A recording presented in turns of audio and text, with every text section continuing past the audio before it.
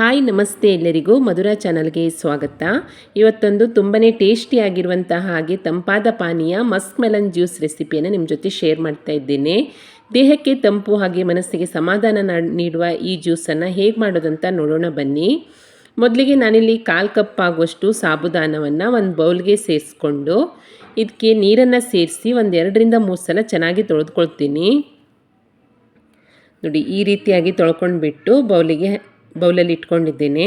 ಇದಕ್ಕೆ ಅರ್ಧ ಗ್ಲಾಸ್ ಆಗುವಷ್ಟು ನೀರನ್ನು ಸೇರಿಸಿ ಇದನ್ನು ನೆನೆಯಲಿಕ್ಕೆ ಒಂದು 10ರಿಂದ 15 ನಿಮಿಷ ಸೈಡಲ್ಲಿ ಇಡ್ತೀನಿ. ಹಾಗೆ ಇನ್ನೊಂದು ಬೌಲಲ್ಲಿ 1 ಟೇಬಲ್ ಸ್ಪೂನ್ ಆಗುವಷ್ಟು ಸಬ್ಜಾ ಸೀಡ್ಸನ್ನು ಸೇರಿಸ್ಕೊಂಡು ಇದಕ್ಕೂ ಕೂಡ ಅರ್ಧ ಕಪ್ ಆಗುವಷ್ಟು ನೀರನ್ನು ಸೇರಿಸಿ ಇದನ್ನು ನೆನೆಯಲಿಕ್ಕೆ ಒಂದು 10 ನಿಮಿಷ ಸೈಡಲ್ಲಿ ಇಡ್ತೀನಿ. ಹಾಗೆ ಇನ್ನೊಂದು ಕಪ್ಪಲ್ಲಿ 1/4 ಕಪ್ ಆಗುವಷ್ಟು ಹಾಲನ್ನು ತೆಗೆದುಕೊಂಡು ಇದಕ್ಕೆ ಮನೆಯಲ್ಲಿಯೇ ಮಾಡಿದಂತಹ 1 ಟೇಬಲ್ ಸ್ಪೂನ್ ಆಗುವಷ್ಟು ಕಸ್ಟರ್ಡ್ ಪೌಡ್ರನ್ನು ಸೇರಿಸ್ಕೊಳ್ತಾ ಇದ್ದೇನೆ. ಕಸ್ಟರ್ಡ್ ಪೌಡ್ರ್ ಮನೆಯಲ್ಲಿ ಹೇಗೆ ಮಾಡೋದನ್ನುವ ರೆಸಿಪಿ ನನ್ನ ಚಾನಲಲ್ಲಿದೆ, ಬೇಕಿದ್ದರೆ ನೋಡಿ. ಕಸ್ಟರ್ಡ್ ಪೌಡ್ರನ್ನು ಸೇರಿಸ್ಕೊಂಡು ಗಂಟಿಲ್ಲದ ಹಾಗೆ ಈ ರೀತಿಯಾಗಿ ಚೆನ್ನಾಗಿ ಮಿಕ್ಸ್ ಮಾಡಿಕೊಂಡು ಇದನ್ನು ಕೂಡ ಸೈಡಲ್ಲಿ ಇಟ್ಕೊಳ್ತೀನಿ. ಇವಾಗ ಸ್ಟವ್ ಮೇಲೆ ಒಂದು ಬಾಣಲೆಯನ್ನು ಇಟ್ಕೊಂಡು ಇದಕ್ಕೆ ಅರ್ಧ ಲೀಟ್ರ್ ಆಗುವಷ್ಟು ಹಾಲನ್ನು ಸೇರಿಸ್ಕೊಳ್ತಾ ಇದ್ದೇನೆ. ನಿಮ್ಮ ಮನೆಯಲ್ಲಿ ಜಾಸ್ತಿ ಜನ ಇದ್ದರೆ 1 ಲೀಟ್ರ್ ಹಾಲಿನಿಂದ ಮಾಡ್ಕೊಳ್ಳಿ, ಎಲ್ಲರಿಗೂ ಬರುತ್ತೆ. ಹಾಲನ್ನು ಸೇರಿಸ್ಕೊಂಡ ನಂತರ ಒಮ್ಮೆ ಚೆನ್ನಾಗಿ ಮಿಕ್ಸ್ ಮಾಡಿ ಹಾಲು ಚೆನ್ನಾಗಿ ಕುದಿ ಬರೋ ತನಕ ಇದನ್ನು ಬಿಡ್ತಾ ಇದ್ದೇನೆ. ಒಂದು 5ರಿಂದ 6 ನಿಮಿಷದಲ್ಲಿ ಹಾಲು ಚೆನ್ನಾಗಿ ಕುದಿಲಿಕ್ಕೆ ಸ್ಟಾರ್ಟ್ ಆಗುತ್ತೆ.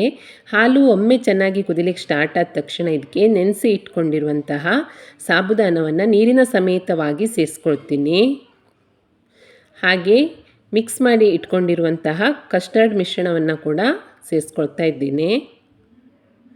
ಇದೆರಡನ್ನು ಸೇರಿಸಿದ ನಂತರ ಚೆನ್ನಾಗಿ ಕೈ ಆಡಿಸ್ಕೊಳ್ತಾ ಇರಬೇಕು. ಈ ರೀತಿಯಾಗಿ ಹಾಲು ಚೆನ್ನಾಗಿ ಕುದ್ದು ಸಾಬುದಾನ ಕೂಡ ಚೆನ್ನಾಗಿ ಬೆಂದ್ಕೊಳ್ಬೇಕು. ಅಷ್ಟರ ತನಕ ನಾವು ಇದನ್ನು ಚೆನ್ನಾಗಿ ಕುದಿಸ್ಕೊಳ್ತಾ ಇರಬೇಕು.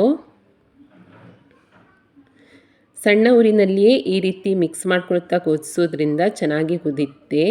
ನೋಡಿ, ಇವಾಗ ಒಂದು 10 ನಿಮಿಷದ ನಂತರ ಹಾಲು ಚೆನ್ನಾಗಿ ಕುದಿ ಬರ್ತಾ ಇದೆ. ಹಾಗೆ ಸಾಬುದಾನ ಕೂಡ ಮೆತ್ತಗಾಗಿದೆ. ಈಗ ಸ್ಟವನ್ನು ಆಫ್ ಮಾಡಿಕೊಂಡು ಇದು ತಣ್ಣಗಾಗಲಿಕ್ಕೆ ಸೈಡಲ್ಲಿ ಇಟ್ಕೊಳ್ತೀನಿ.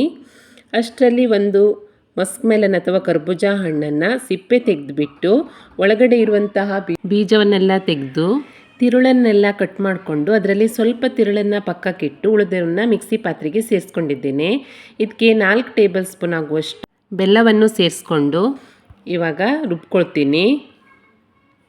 ನೋಡಿ, ಒಂದು 15-20 ನಿಮಿಷದ ನಂತರ ಸಾಬುದಾನ ಹಾಲೆಲ್ಲವೂ ಪೂರ್ತಿಯಾಗಿ ತಣ್ಣಗಾಗಿದೆ. ಇದಕ್ಕೆ ರುಬ್ಕೊಂಡಿರುವಂತಹ ಕರ್ಬೂಜ ಜ್ಯೂಸನ್ನ ಸೇರಿಸ್ಕೊಳ್ತಾ ಇದ್ದೇನೆ. ನಂತರ ನೆನೆಸಿ ಇಟ್ಕೊಂಡಿರುವಂತಹ ಸಬ್ಜಾ ಸೀಡ್ಸ್ಗಳನ್ನು ಕೂಡ ಸೇರಿಸ್ಕೊಳ್ತೀನಿ. ಹಾಗೆ ಪಕ್ಕಕ್ಕೆ ಇಟ್ಕೊಂಡಿರುವಂತಹ ಕರ್ಬೂಜ ಹಣ್ಣಿನ ತಿರುಳನ್ನು ಕೂಡ ಸ್ವಲ್ಪ ಸೇರಿಸ್ಕೊಳ್ತಾ ಇದ್ದೇನೆ. ನಂತರ ನಿಮಗಿಷ್ಟವಾದಂತಹ ಡ್ರೈ ಫ್ರೂಟ್ಸ್ಗಳನ್ನು ಕಟ್ ಮಾಡಿಬಿಟ್ಟು ಸೇರಿಸ್ಕೊಳ್ಳಿ. ಎಲ್ಲವನ್ನು ಸೇರಿಸ್ಕೊಂಡ ನಂತರ ಒಮ್ಮೆ ಚೆನ್ನಾಗಿ ಮಿಕ್ಸ್ ಮಾಡಿಕೊಳ್ಬೇಕು.